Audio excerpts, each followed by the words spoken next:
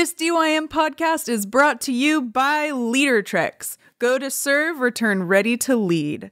On a LeaderTrex mission trip, you'll serve and get out of your comfort zone, and through the program, your students will learn how to lead. They will bring that leadership and confidence back to your youth ministry, and it will make a difference for the rest of the year. Learn more and sign up at leadertrex.org. And since we love DYM listeners, they always get 10% off resources by using the code DYM10. That's DYM10 at leadertrex.org.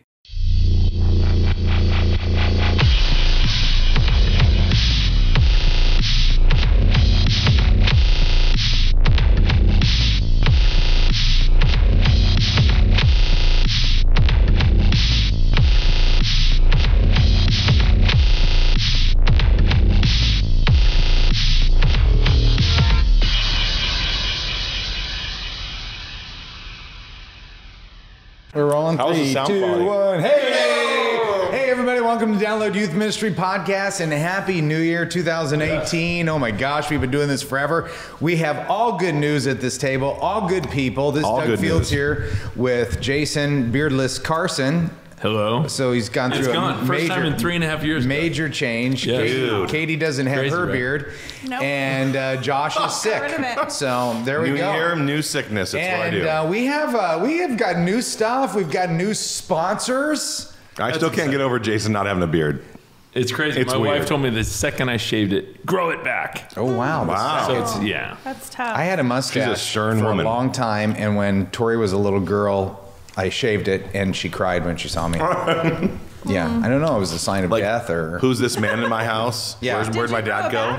Or you left it off for? No, I mean I had a goatee like in the '90s, but you there's had a actually a question tombstone for a from while. Ben Moore says, "What would it take for Doug to grow out his '80s Tom Selleck? I want to buy a Ferrari and move to Hawaii with my best friend that flies a helicopter mustache again." Oh, Yeah. What would What would it take, Yeah, Doug? what would it take? I don't know. I mean, The listeners want to know. I feel like I posted some things with my kids when I had a mustache, and I get a lot of mustache, I don't know. I don't think Kathy doesn't really like the. Here's the truth. You look How long would younger it take? without it. Couple And weeks? Jason, you look much younger without the beard. Really? Much younger. I've said this before. When I was in the 80s, when I was like speaking at youth specialties, when I was 25, 26, and I shouldn't have been speaking, I grew a mustache to look older. Totally. Yeah. Hey, anyway, this is episode 325. It's good to be back. New It's New sponsors. Year. Wait, New what were you sponsors. talking about, Doug? Well, Orange is our primary sponsor. All right, Orange. So you need to join us at theorangeconference.com or go to high school camp. Join us at Youth Ministry Leadership Exchange. There's still time. It's in February. It's Yeah, going to be just a amazing. few weeks away. Can't wait. We have our dandy and handy and faithful leader treks who are involved in our membership, do Years. great camps, the whole bit. Years they've been with They us. are We love filling them. leadertreks.org. Call Dan and book your spring break mission or adventure trip today. It's great that they're doing Katie's got the giggles. What for? Oh, What? that's great. spring break I'm trip. excited. You're excited for Dan? Spring break. We also have Leadertreks.org. Bethel College as a sponsor for a few months as Yeah. we talk about student leadership. We're Excellent. hosting. We They're love helping us Bethel. host student leadership, and you stay on their campus if you go to student leadership. Yeah, Easy peasy. Bethel College is in Indiana, for Yep. those of you that might know or not know. So It's there like you go. 5 minutes from Granger, where we're hosting Love that our place. one student leadership conference. You We can- want you to join us. Go to studentleadershipconference.com. That's right. There it is. And It was like a cliffhanger for the new sponsor that I'm excited about is Give Central. Oh. Give Central. Welcome to the Tell me party. more, Doug. Well, Give you know why Central. I'm What? excited about this is because Fadi has been such a big part of DYM for so long. That's We true. office in Fadi's offices. This is his studio, He's technically. so gracious and generous. In Really, a lot it's of his different world. ways. We just live in and it. he started Give Central. Fadi, it's spontaneous. Come be on the show for a second. Yeah. Fadi, come take my seat because I'm not feeling good. He's sick. You don't want to I don't touch mind. his seat. I don't mind you sitting. You don't want to give him there. a, you don't want to give him a seat because you'll stay for the whole time. But all right, just stand and. Take this. yeah, no, you can take a seat. Please. How are you, brother? Fadi, what is Give Central? Come on in. Gift Central. Okay. Let me tell you what the marketing people wrote up. Give Central is an online giving solution that enhances the fundraising experience for nonprofits and donors alike. With our online platform, you can raise funds, accept donations, and keep donor follow-ups all in one place. You will love how easy it is to start and manage campaigns, allowing you to spend more time where it matters most, connecting with your donors. To learn more, visit givecentral.org. So Give Central, first of all, thank you. Merry Christmas, everybody. Yeah, Happy New Year. Yeah. Happy spring break right around the corner. Yes. Yeah. Give Central allows you to do multiple tithing from multiple places. So you can do online giving, you can do text to give, you can do reoccurring, you can register kids for school, for camps. It will allow you to do everything into one place instead of having multiple platforms, and give you one 1099 on one donation donor letter for the exempt, so he can write it off on the tax exempt. It will let you do all of that stuff in one place. Not only that, it will allow you also having multiple campuses, so the main chip will see all of them. Or if you have a school, and if you have a church, the same person doesn't have to enter the credit card twice. It enters once, and it can actually choose what he wants to do in many different. Could I set one up just for like Griffin kids need shoes? No. No, okay, good. I'm just saying, if you could just, if you could all just text a little donation, that'd be. It's important. It's important. You have been in the banking, in the finance, and the credit card processing world for 30 years, and you have used your means to be so gracious to youth ministry. So this is exciting that you have a new product just for people, for churches. So for the youth workers that are listening, what's their action step? Is there a website, or they talk to their church treasurer? Or GiveCentral.org. GiveCentral.org. There you go. And this product is not new. I have it for a long time, and we process for the Archdiocese of Chicago with all their entities, 680 entity. So it is not new, but I want to extend it to you guys. And, Great. And we'll try to do some more incentive for all the DYM pastors, because I'd love to make sure that. Yes, you do. I love it. Prove it over and over again. I love it. I love it. Okay, so you all hear about it on future podcasts. Fadi, thank you.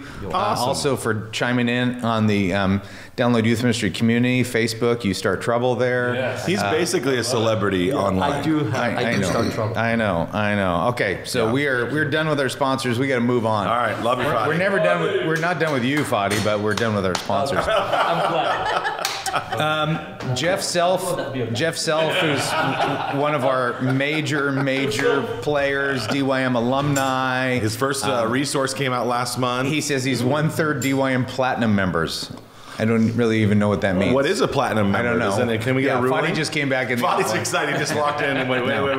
We He have says a new membership newly team. minted DYM author. So this is more of a fun question. What is something in ministry that you've always pretended to love but secretly hate? Oh, wow. That's a great question. Pretended to love but secretly hate. Parents? People? People just in general. Elders? No, it's really not a secret. Yeah. Really. No, I'll go. I would say for me, it's counseling. Oh, okay. Yeah, I mean, I just feel like we'll get together, we'll talk, we'll do that. If you got the issues, problems, I'm available. Hey, don't really like it. Yeah. Don't really like counseling. I'm drained afterwards, like seriously drained. Yeah. Yep. 45 minutes with a person, like empathetically caring, listening, thinking through how I'm going to help them. Yep. Super tired. Yeah, I get it. Yeah. I get it. I will say, I was going to say lock-ins, but I kind of do like them. I don't really secretly hate them. I kind of like them. So that's part of my downfall, I guess. I'm going to say recommendation letters, college recommendation letters, scholarship recommendation letters, because I'm like, sure, I'll fill it out, and I'm like eager to help, and I do. My heart, I do want to help them, but I hate it. And so, yeah. Okay. That's mine. I can piggyback that, because when they ask to put you down for a job reference, Oh, yeah. and then you're like, but I don't have good things to say about you. So you want to like help them, but honestly, if they ask you, is this person reliable? Are they dependable? Well, I haven't seen them in 6 months. They flake every time I ask them to do something. I mean, it's difficult. Yeah. That's awesome. Wow. So you're actually honest in those, right? I just focus on their strengths. I've told a kid before. I've told him, I can do it if you want me to. I'm letting you know you probably don't want me to. Yeah. And here's Whoa. why. Oh yeah, absolutely. Whoa. Man, that's why he became a senior pastor. Right then and there, we knew he was but senior only if pastor it's material. that clear. If it's that clear, I mean, yeah. I kind of get that. When people ask you for a reference and you haven't seen them in a while, I'm like, I feel like I don't know you now. That's usually what I say. I don't know you right now. That's I good. know That's you a like great- a year ago. Yeah. There's a hack right there. It's worth the podcast alone, right there. I don't really feel like know. I never knew you. Sorry, not going to do it. Yeah, totally. I don't know. I don't feel like I pretend to hate the things that I hate. I don't. So I'm not sure. how Well, to what's answer something that. you just hate about your job? I hate shopping for events. So That's why God gave us interns. Yeah, That's what I'm you grateful. do. I like going to Smart and Final or Costco is I could cry. Yeah. Even just thinking about making a list and going in there and buying stuff for events. The only It's time the that is worst. fun though is when the cashiers look at you like you're Yeah, like, what's crazy. happening? And that's a really fun Yeah. moment where you have like 8 cards. And You're like, accounting. I really hate like soda. all accounting. Josh, the Youth Pastor Diet is booming. A lot of people in It it. is. Brad Morgan is writing. Can you talk more about the Youth Pastor Diet competition? Since DYM week 1, I've lost over 20 pounds, and I'm pumped to keep going. I think going to CrossFit with Doug and Josh was the catalyst. I'm hoping that I You're get, welcome. get That's back to go cool. next year. I won't be sore for a week, though. Oh shoot! And Brad says DYM Gold member, DYM alumni, DYM U member. People are now like That's a platinum resume. listing, That's a platinum listing their DYMU membership. Yes. I love it. Well, there's still time. I know we're a little bit into the competition at this point. Yeah, but just a couple weeks. There's still time to join. So go to youthpastordiet.com. You can see all the rules, details. You can see how we're doing. And join. It'll be fun. Yeah, it goes till April 1st. I think it goes till. So Easter Sunday. Then we're going to do it again. That's right. You can eat at the. You can at the get into feast. round 2. Yeah, it'll be fun. Allison Williams, which needs, in our world, needs no explanation of who she is. She's the DYM ambassador. She's wonderful. She writes, what are some creative hacks for youth ministry when your budget is cut unexpectedly? Like to raise money or to do fun things without cost? Does it Doesn't specify? say creative hacks for youth ministry when your budget is cut unexpectedly. I like that. Well, don't not come to student leadership, Allison. You Yeah, bring Allison's great in. kids every year. Yeah, Yeah. it's a good one. I think there's all sorts of things that, sometimes in the vacuum of money, there's just opportunities for people to be a part of things in a new way, which is cool. So in seasons where, it's been tight, asking parents or volunteers to bring food for stuff and do things potluck style or, that can work. Or, letting people know what your needs are. I remember years ago, we used to have, when volunteers joined our volunteer team, we had a resource sheet of just things that they had to offer or things that they would let us borrow. And that was really helpful in times where we were doing camps and things like that. And we just had no funds to get extra stuff, but families and parents and volunteers would donate some of their resources, things like tents or, whatever. It was really fun. That's Do you in, remember that? it's in PDYM. Yes, I love that. And so that could be a cool thing to put together. What is your resource stream list? And maybe just pass it around and see what people have to offer. It could be cool. Yeah. Yep. Yeah, I like it. I think there's a lot of fun ways that you can have a lot of fun without spending money. So a great example, like around the holidays, you guys watched Elf. Yeah. As a ministry, and my kids were so excited. It's like a Christmas tradition. That was a great event last month where I'm going, it really costs practically nothing, and the kids loved it. So I think there's ways that you can think outside of money, and honestly, I think it'll also help your parents. We have 2 kids in junior high, 1 in high school, and it gets pricey. So in some seasons, even if you have budget, I would say, think about a run where you're just doing cheap stuff. It's $5 nights, it's free nights, it's if you bring a friend, it's whatever. I actually think you can give parents a big break that way too. I wish we had a database of every podcast. We've done 325 podcasts. If we had a database and we could search things, it'd be like cool. when my kids were in high school and you were their youth pastor, Josh, and I said, man, you're killing me with all these expensive events.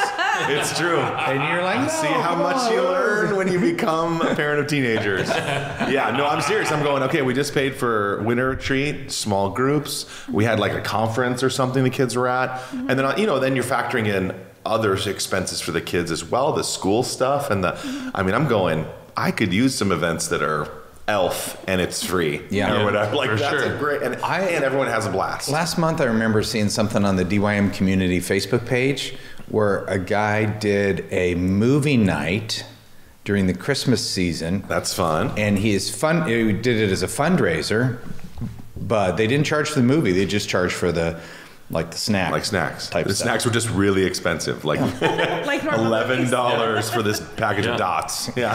I never had a budget when we started, and that was like kind of small beginnings and stuff. We got a little bit of a budget, and then it got taken away from my last 6 years as a youth pastor. And so we were always having to be creative with like, well, what are we going to do next? And so on the positive side, I think to encourage people with budgets that lose them, take it as a teachable moment. I would say to your team, just say like, hey guys, this is something we can really grow in together, and it's a lesson in contentment in some forms, right? To say like, okay, let's be content with what we have, knowing that like God's given us this ministry, nothing's going under, and let's just keep on pouring into relationships. And just like you said, I mean, I used Facebook all the time if I needed something like a ski boat for a ski trip or coolers or whatever. Any of that stuff. Like, hey, does anyone have this? People respond to that stuff. So it's amazing. The ask of just coming and saying, can you guys help me with this always helps. Josh, what's aren't you doing youth ministry hacks on your Twitter? Yeah, so if you go on Twitter and search #YM hacks, it's just a bunch of little tips and tricks it started off with me doing a workshop at Orange, our primary sponsor, and then it has turned into like this whole collection of a ton of youth workers sharing great little tips, tricks, hacks to do youth ministry better. So I like the focus of that question though on your budget getting cut, but the hacks kind of really are all over the place. Right. It's really fun. Yeah. That's cool. Here's a question from Richard Crouch in Sugarland, Texas. How do you let a volunteer go that does not really fit into the ministry and does not invest in the youth more than teaching on Sunday mornings? So assuming they're already in, right? Obviously. Yeah, they're already in. Okay. Yeah. So I kind of, my little note is, it sounds like this person's a teacher only. Yeah. So really there's two parts. Does not really fit into the ministry and doesn't invest more than teaching. Because I'm thinking, so if somebody's a good teacher. Yeah. Right, there's different roles to play. Yeah, let them teach. If they're great, it frees you up. And a lot of people are good teachers that don't have time for the, the extra youth ministry, but they're great. They're great teachers. I met with a youth pastor last week who would die to have a teacher because he's just not his gifting. Yeah, he would love that person in their ministry. Yeah, so I think it's not necessarily a bad thing if they're good at teaching. Exactly. Yeah, limit their. I think that's one of the ways we lose people is we ask them to do everything. Right. And if we can find people based on their gifting and narrow their focus, we might be able to keep them longer. But really, let's just answer the question: how do you let go of a volunteer who doesn't fit in the ministry? We've all had people that don't fit. Yeah. And when that happens, boy, it's some tough conversations. You really gotta just be straight with people sometimes because you can always look for, well, where can I use them? Where can they? But if it's a total misfit, you honestly, I'm always just searching for ways to use them elsewhere in the church, I like that. or to call them to somewhere else, to a different ministry. Ushering, perhaps. There's always something.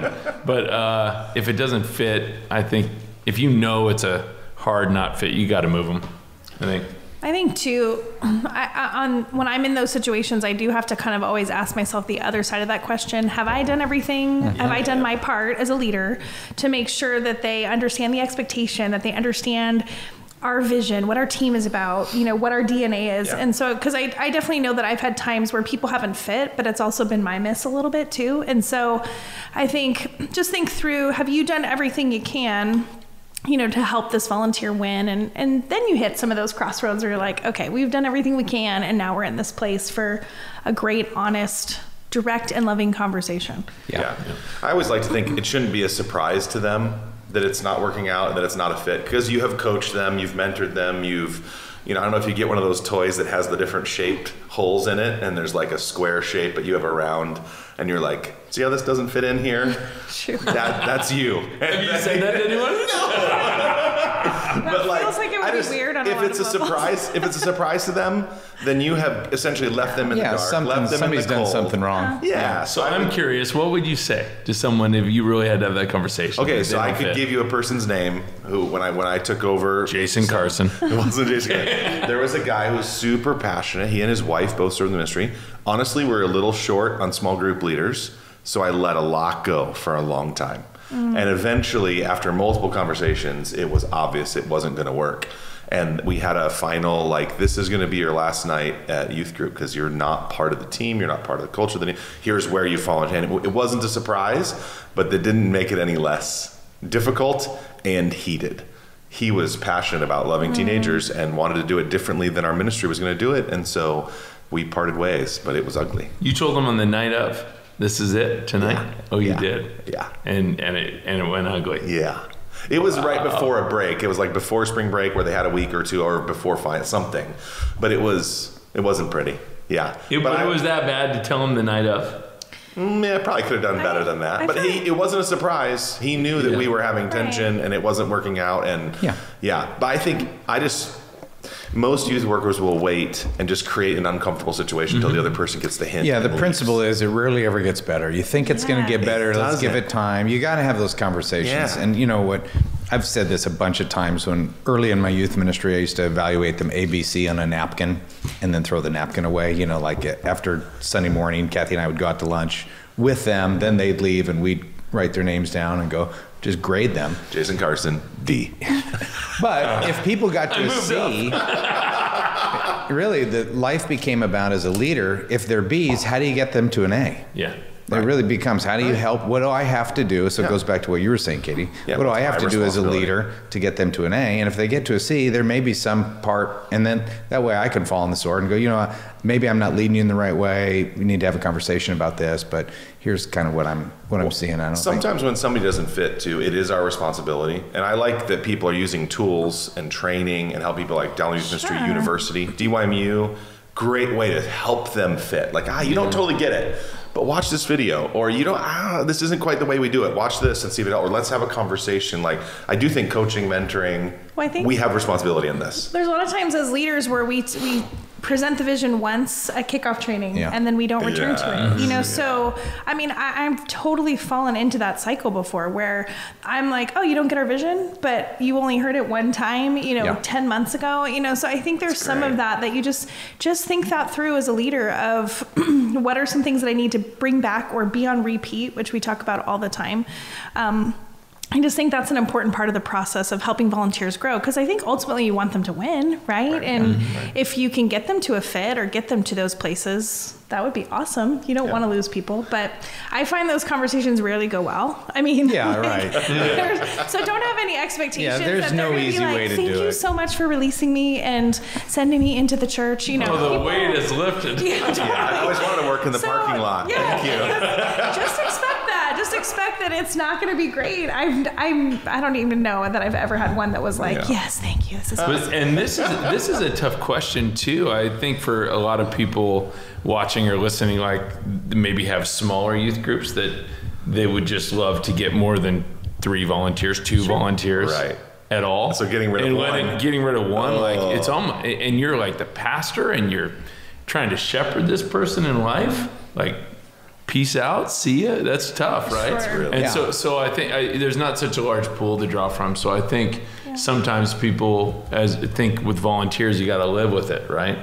But that's it's not easy. No easy answers here on that. They're diarrhea conversations. For You can have sure. diarrhea for 3 days before you tell them. like Josh does right now. Well, sorry, Josh, you're not Just feeling not good. Sorry about that, bro. It's Thanks all- for sucking it whole up body. and being here, Phil. You're welcome. Anything for the podcast. You're doing I great. know. Thank you. Yeah, you are. trying. You can barely tell.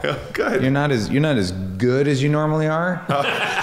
But you Give him a C. You can barely tell. Yeah. I took an enormous amount of medicine right before we came because I figured if I That's get why like your a 2 or eyes are a little droopy. if I have a 2 or 3 hour window of like not motoring through, I can do it. So I'm Dayquil? in. You're doing great. Dayquil. I have Yeah. It's a pharmacy. mixture. You know what? It's a cocktail, if you will. A little Jack Daniels with food coloring. It's the same thing as It Dayquil. works wonders. This is from Matt Heron, and he's the youth pastor in Dickinson, North Dakota. No. I think maybe it's Harlem. Is it Harlem? Herron. Heron. Hareem? Heron. Heron. Herron. Okay. All right, I'm in. Heroin? Heron. Heron. I'm a little stuffed up. Yeah, my ears. I take it back that you're a C. He says, how do you decide how long to stay at a ministry that you're not wanted at, or where the leadership is making it hard for you to lead and is basically trying to push you out? I have no experience with that.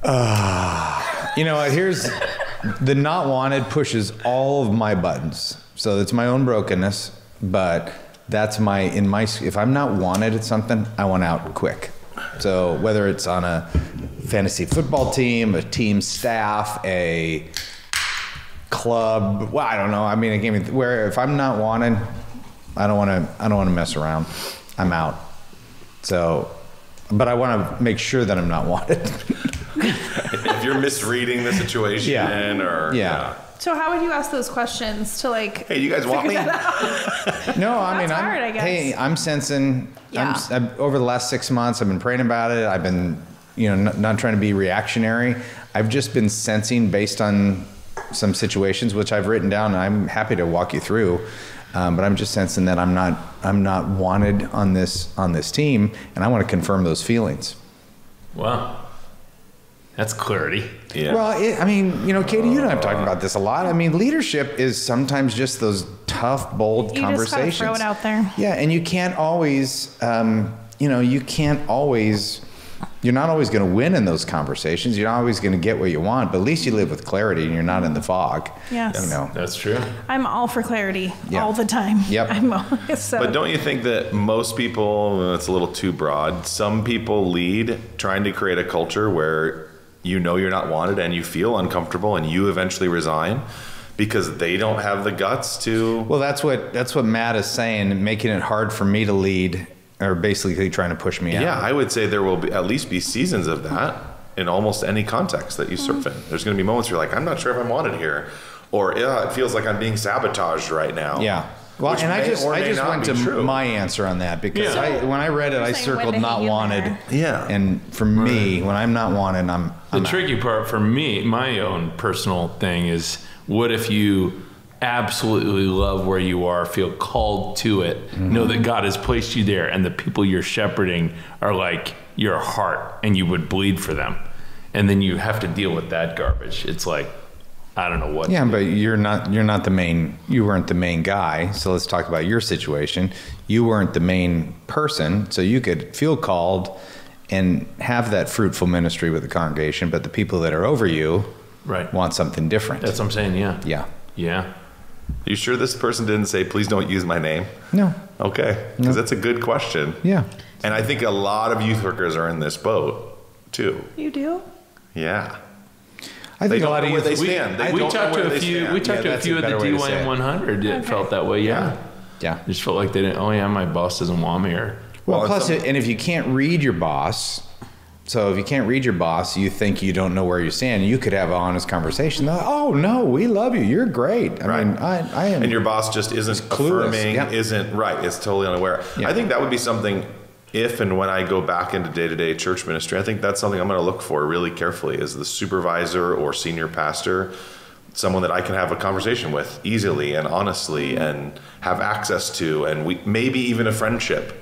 Because I just think without that, you are left wondering where you stand. You're left wondering, someone who isn't willing to have some tough conversations means when you need one or you need clarity, you're not going to get that. Yeah. And I like happy talk. I do. But I'd rather know where I stand. Yeah. And you got to walk in unity too. If you are at complete odds with whoever's over you, where it's like they don't want you and you know it, how can you walk in unity? How can the kingdom be built in that situation for long-term picture? So you probably do need to be thinking about, all right. I love the clarity of that conversation though. Well, and think about what you want too, because I think sometimes, the perception of what other people, but what do you want from them too? So that when you go into those conversations, you're able to say, this is how I'd love to be led, or this is how I'm encouraged, or this is how, I do that with my boss, where I'm like, hey, this is what I need in this season from you. And sometimes it's different from different seasons, or this is how I have to be encouraged, or this is where I need you to like reassure me. Or so sometimes I think with our leaders, we're intimidated to ask for what we need from them, or this is how you can serve me best as a leader. But I think those are okay conversations to have, especially in the midst of a clarity conversation. If they come back with like, no, you're great, we love you. Oh, okay, well, I need some reassurance, and here's how you can reassure me in this next season. Or so I think even thinking through like, what do you need from your leadership too? So you can also, in the midst of that conversation, maybe have that one too. Can I say, as a senior pastor, if any of my team came to me and said, I need this from you, I type it up. Honestly, it would be so refreshing. Like, I probably can't speak for all senior pastors when I say that, but for me, I would love to hear that from people. Yeah. Because I never hear that from people. Yeah. I was talking with a youth worker, 26, 25, 27, somewhere in there, been at his church for 3.5 years. And I said, have you ever had a review? No. Is there any intentional plan to develop you? No. I said, okay, then you've got 3.5 years of history, so you know that that's not going to be your future. So if you want to stay there, you need to seek out a plan. You just know that you're in a culture that's not going to develop you. So you've got to figure out, you want to be developed, you want to grow, you want to learn, you want to be stretched. Right. But 3.5 years is proof that that's not going to happen. It hasn't had one review, but everybody seems to like this person and be happy with him, but he's just in a culture where he's not being developed. So now that's his job now. Right. Take matters into your own hands. You have to. At that point, you're going to be crazy to think that you're going to be there another 3.5 years and something's going to change. Well, and you might be crazy to think too that you can then change that culture. One youth worker in a staff of 3-4 people, whatever, or more, I suppose. That is going to be a very hard voice for them to respond to and say, yeah, we haven't done reviews. We should do that. Yeah. And if they do it, they'll do it once. Not impossible, though. Not impossible. And you can do your own. Like, I wrote my own evaluation for myself, and and that's what I give to my team. But I give my evaluation to my leader, and we talk about it. I make him talk about it. Yeah. Which is okay, because I want him to be a part of that process with me. It's not intuitive or instinctive for him to, because it's not part of our culture at our church, but I want it to be a part of my ministry. Yeah. So I think sometimes you do have to kind of take charge for what helps you, and don't be afraid to invite your leadership into that. They might not know, or it's not, like you said, it's not part of their culture. Well, and the truth is, you're being evaluated all the time. Anyhow. So to say that you're not, it's hilarious. Because you totally are. Yeah, just no one's talking about it out loud. And people don't like confrontation, I don't okay, one more question.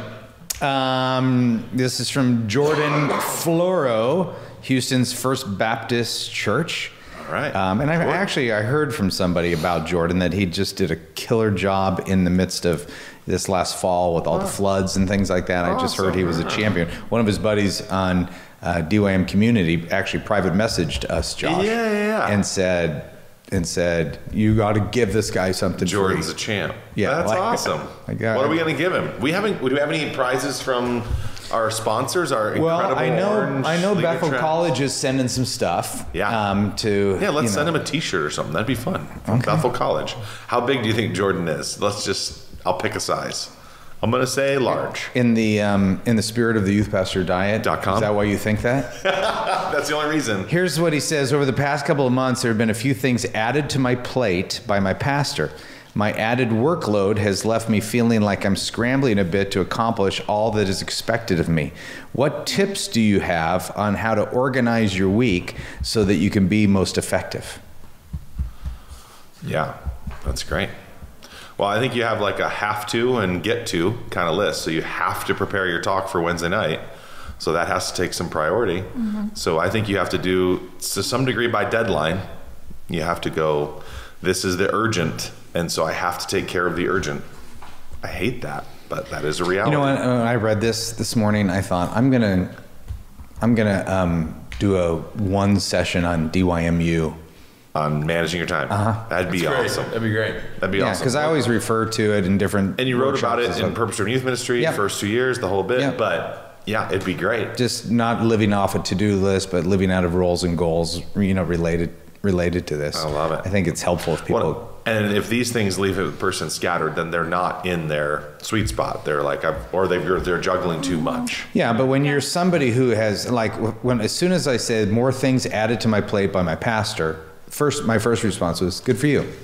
Right. You're a valuable member." Yep. That's It's there's a reason that You're he's handing you stuff because you're capable. You've proven it the whole bit. View that as affirmation alone. But at some point, if you don't stop and leverage that, either for taking on more responsibility in the way of, i.e., finances or additional help or budget or 10-hour-a-week admin or something, would you awesome. get me a DYM membership, which is like an intern, whatever it is, I think there are times to leverage that for your own sanity, because you can't keep adding things onto your plate and assume that you're going to be effective. I like the roles and goals thing. Just in you talking about that, as you kind of grow and your mentorship expands, you have different deliverables that are kind of expected of you each week, and different roles that you need to play and roles that you just like to play, and so I think that thinking through those two pieces are huge. Yeah. Good. It's awesome. All right. I just wrote it down, DYMU. We're going to create that.